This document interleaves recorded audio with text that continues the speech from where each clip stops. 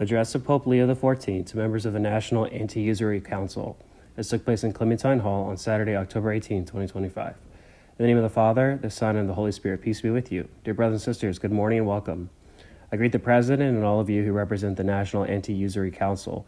I join my voice to that of my predecessors in thanking you for your commitment over the past 30 years to combating a problem that has had a devastating impact on the lives of many people and many families. The phenomenon of usury points to the corruption of the human heart. It's a painful and ancient story already tested to in the Bible. The prophets, in fact, denounced usury along with exploitation and every form of injustice towards the poor. The prophet Isaiah, in the name of the Lord, asked this question, quote, "Is not this the fast that I choose, to loose the bonds of wickedness, to undo the thongs of the yoke, to let the oppressed go free, and to break every yoke?" End quote. That's Isaiah 58:6. How far God is from the attitude that crushes people to the point of enslaving them. It's a grave sin, at the times very grave, because it cannot be reduced to a mere accounting issue. Usury can bring crisis to families. It can wear down the mind and heart to the point of leading people to think of suicide as the only way out. The negative dynamics of usury manifest themselves at different levels. There's a form of usury that apparently seems to want to help those in financial difficulty, which soon reveals itself for what it is, a suffocating burden.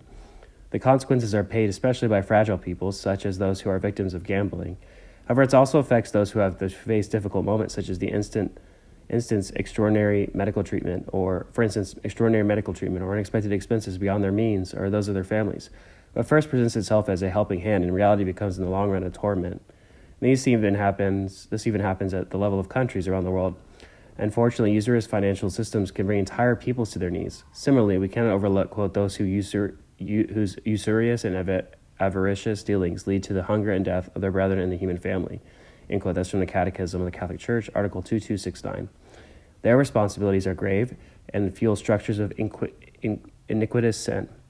Quote, the same question keeps coming back to us. Does this mean that the less gifted are not human beings? Or that the weak do not have the same dignity as ourselves? Are those born with a few opportunities of lesser value as human beings? Should they limit themselves merely to surviving? The worth of our societies and of our own future depends on the answers we give to these questions. Either we regain our moral and spiritual dignity, or we fall into a cesspool. End quote. That's from Pope Leo's Apostolic Exhortation De Lexite, Article 95.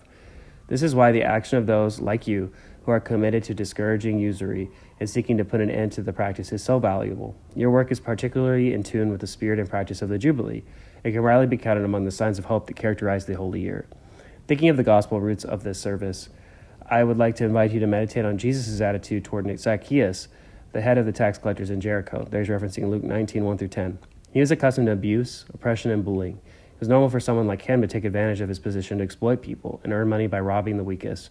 So Jesus seeks out Zacchaeus. He calls him and tells him that he wants to stay at his house.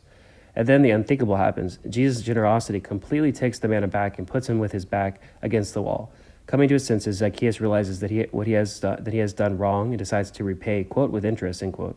Behold, quote, behold, Lord, the half of my goods I give to the poor, and if I've defrauded anyone of anything, I restore it fourfold, end quote. That's Luke 19:8.